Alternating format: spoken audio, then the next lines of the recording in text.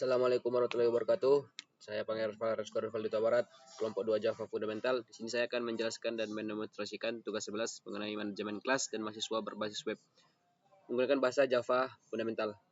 Secara ringkas, aplikasinya adalah implementasi sistem manajemen data kelas dan mahasiswa berbasis web menggunakan Java Spring Boot dan berfokus pada penerapan dan visualisasinya relasi one to many dan many to one menggunakan Spring Data GPA.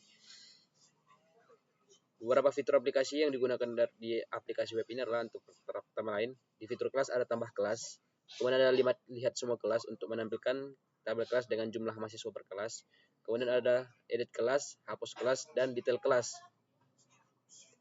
dengan daftar mahasiswa yang ada di kelas tersebut. Kemudian di fitur mahasiswa ada tambah mahasiswa, lihat semua mahasiswa, edit mahasiswa, hapus mahasiswa, dan tampilkan mahasiswa per kelas.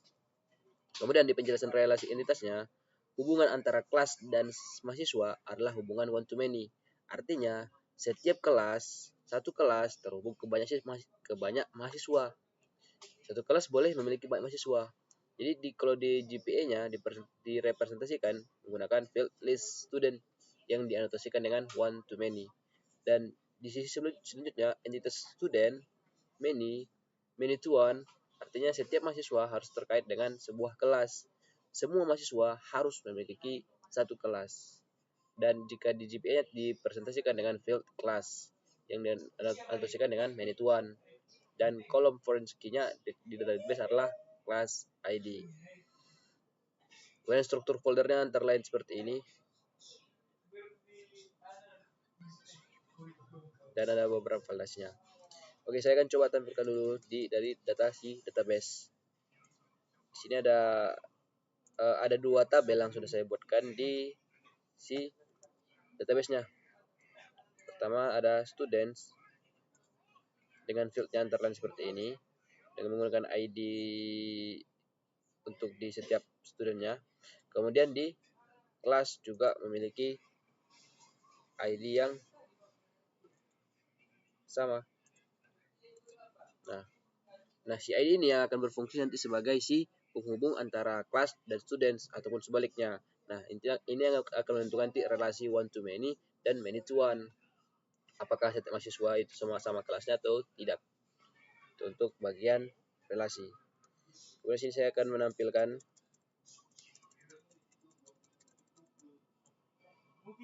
detail kelas. Kita akan coba run dulu dari si codingannya.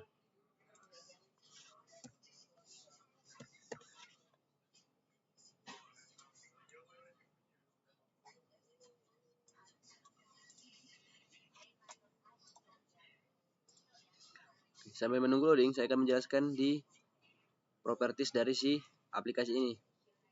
Nah, seperti di tugas sebelumnya, ya sama saja untuk cara menghubungkan ke database. Spring Data Source URL adalah ini untuk URL untuk menghubungkan ke aplikasi database MySQL saya dengan localhost portnya 3306 dan database-nya adalah DB Class Management dengan username dan password MySQL-nya.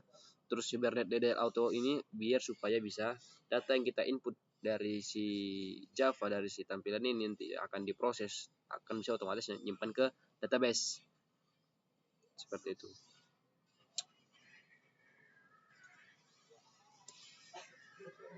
Oke, ini adalah daftar kelas tampilan utama dari si halaman web ini. Jadi saya sudah buat dua data tersendiri, dua kelas tersendiri, ada Java Fundamental A dan Spring Boot Advanced CB dengan total mahasiswa A-2 dan A-1. Nah, di tampilan ini si tulisan nama-nama kelas ini bisa kita tekan, jika bisa kita klik, dan jika kita klik maka akan otomatis untuk nampilin deskripsi dari si kelas ini, kemudian menampilkan daftar mahasiswa yang ada di kelas ini. Oke, jika kita kembali maka akan kembali ke sebelumnya dan kita akan coba edit Java Fundamental A bisa menjadi Java Fundamental UB. Java Fundamental.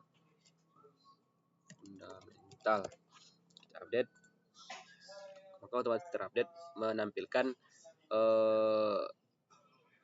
notifikasi berhasil gitu kan. Nah, Kemudian di data si kelas kedua ini ada juga daftar mahasiswanya. Nah, jika kita tampilkan akan muncul seperti ini. Kemudian akan kita tampilkan ke daftar mahasiswa. Di sini sudah saya buat juga daftar mahasiswanya. Lalu saya akan coba tambah mahasiswa baru. Misal kita ingin tambah mahasiswa, nama saya, terus kita akan pilih email dan kita pilih misalnya kelas Java Fundamental PUB. Kemudian kita akan langsung klik si tombol simpan. Nah, di sini akan muncul notifikasi mahasiswa berhasil ditambahkan. Jadi di daftar seluruh mahasiswa ada nama mahasiswa dan ada email, terus ada kelasnya. Nah, di sini juga kita akan bisa mengedit dan menghapusnya. Nah, di misalnya kita akan coba Java Fundamental, maka akan muncul nama-nama yang ada di kelas Java Fundamental.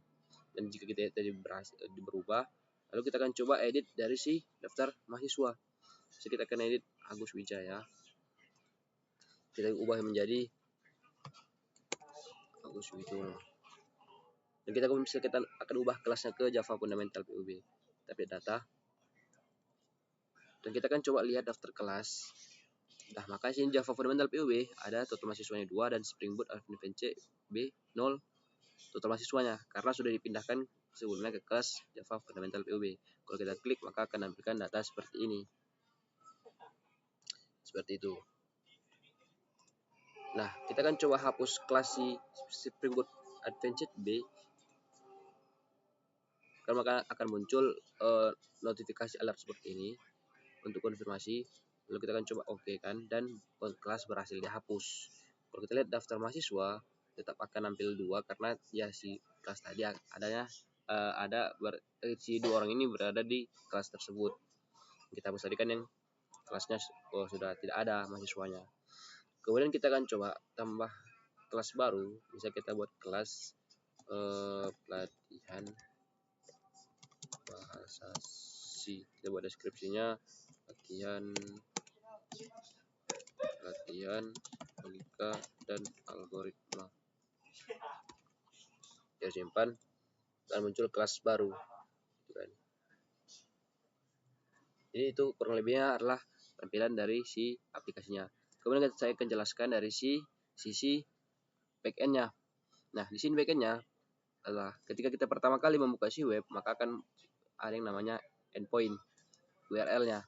Nah, kita pakai URL classes, maka otomatis yang pertama kali dikerjakan adalah dari sisi si controllernya. Nah, controller ini yang akan mengatur mana aja yang akan ditampilkan ataupun dilaksanakan. Misalnya tadi kita akan coba si kelas si students tadi. Nah, jadi dia ketika kita akan adalah menu utamanya si students, maka akan otomatis mengerjakan controller yang ada dalam ini. Apakah dia akan ingin menampilkan data sesuai dengan apa yang di request dari si user. Nah, di sini juga akan mereturn beberapa sesuai beberapa tampilannya HTML-nya sesuai dengan apa yang diminta. Misal kita ingin meng-add mahasiswa, maka akan menggunakan endpoint si add. Apakah kita akan ingin menampilkan membuka si halamannya dulu, maka akan tulis get mapping. Nah, dari get mapping ini akan dicek dulu si ininya, lalu kita tampilkan halaman HTML-nya add student. Nah, jika sudah tampil halamannya, maka masuk ke endpoint add yang untuk di post. Jika seandainya kita akan coba klik si tombol simpan. Misalnya kita coba add students. Nah, jika kita tekan klik tombol simpan, maka akan berlari ke si endpoint students add dengan anotasinya post. Dan akan mengerjakan beberapa validasi yang ada dalamnya. Nanti akan setelah masuk dari si controller ini, dia akan mencoba ngecek dulu data itu melalui nanti si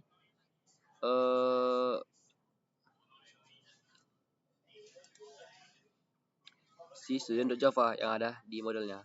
Jadi nanti dari si controller meminta request, kemudian melaksanakan ke service, kemudian membaca ke service. Di service ini akan mengecek ini Service ini akan menyimpan fungsi-fungsi fitur-fitur tersebut ini yang akan digunakan. Kemudian mana-mana aja yang digunakan dari si controller tadi akan diambil dari si service. Setelah itu maka si class service ataupun yang student service menjalankan fitur-fitur tersebut dari sini yang akan diambil dari si model. Karena di model kita sudah mengambil ataupun membuat getter setternya, dan kita sudah memindahkan data dari database ke dalam si framework ini.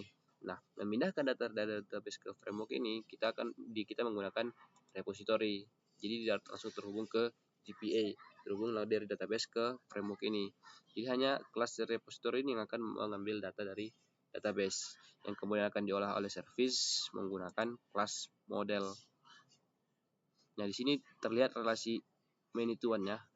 Karena dengan dengan patokan kelas ID kita bisa menentukan apakah mahasiswa tersebut adalah kelas yang sama. Apakah beberapa mahasiswa adalah kelas yang sama yang menggunakan kunci dari si kelas ID.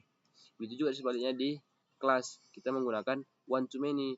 Lalu kita akan mencoba mengkategorikan atau memfilternya berdasarkan ID si A kelas. Jadi kita bisa mengkelompokkan maksudnya setiap satu kelas siapa saja mahasiswanya. Seperti itu. Dan setelah dijalankan semua dari controller ke service ke repository nanti ke model kembali lagi nanti, kemudian akan kembali lagi pada akhirnya ke controller, terus setelah itu akan nampilin dan mengembalikan tampilan melalui template si HTML. Nah, maka kan alurnya akan seperti itu. Dan setiap inputan dari si front end-nya yang akan dikirim nanti ke dalam service, maka akan dicek dari si validasinya, implementasinya. Jadi setiap nanti akan coba misalnya kita akan coba add class. Nah, sebelum dia akan menjalankan benar-benar menampilkan nanti si halaman HTML-nya, dia akan coba ngecek dulu si error handling-nya apakah benar-benar data ini berhasil ditambahkan. Karena jika berhasil ditambahkan maka akan langsung melempar endpoint yang akan menampilkan HTML-nya. Dan jika tidak akan dicoba untuk divalidasi dulu apakah data sudah benar, apakah datanya sudah benar-benar tidak ada yang sama dengan yang lain, gitu kan, di student. Nah, di sini ada beberapa validasi apakah benar-benar sudah bisa data itu tersebut ditambahkan. Maka di sini akan berguna si service implementasi tadi adalah untuk validasi inputan dari si data-data yang ingin kita inputkan tadi. Kurang lebih seperti itu.